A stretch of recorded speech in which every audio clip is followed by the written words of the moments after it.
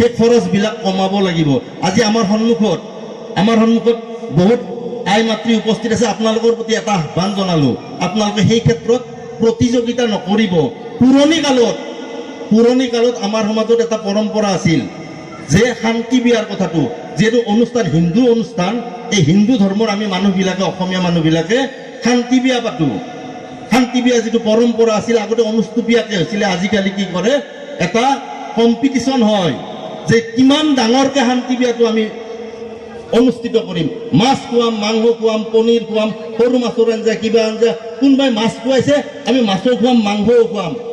আগতে সেইটো আছিলে কি পৰম্পৰা, যে স্কুল কলেজত ছোৱালীবিলাক নগৈছিলে, কাৰ ঘৰত ছোৱালী আছে কি আছে নাজানিছিলে। গতিকে তেওঁলোকৰ ঘৰত যে ছোৱালী আছে জনোৱাৰ কাৰণে সেই এটা পৰম্পৰা আছিলে, যে ডাঙৰ হৈছে, গাভৰু হৈছে, বিয়াৰ উপযুক্ত হৈছে, জনোৱাৰ ব্যৱস্থা আছিল। আজিকালি সকলোৱে পঢ়া শুনা কৰে, কাৰ ঘৰত কিমান ছোৱালী আছে, কোনজনী ছোৱালী ডাঙৰ হৈছে, বিয়াৰ উপযুক্ত হৈছে, জানা হৈছে। গতিকে শান্তি বিয়াটো বন্ধ কৰাৰ সময় হৈছে। আপোনালোকক মই অনুৰোধ জনাইছো, শান্তি বিয়াটো বন্ধ কৰাৰ সময় হৈ গৈছে। শান্তি বিয়াটো বন্ধ কৰক, খৰচ কৰাটো বন্ধ কৰক, শান্তি বিয়াৰ নামত খৰচ কৰাটো বন্ধ কৰক। দেখিব জীৱনত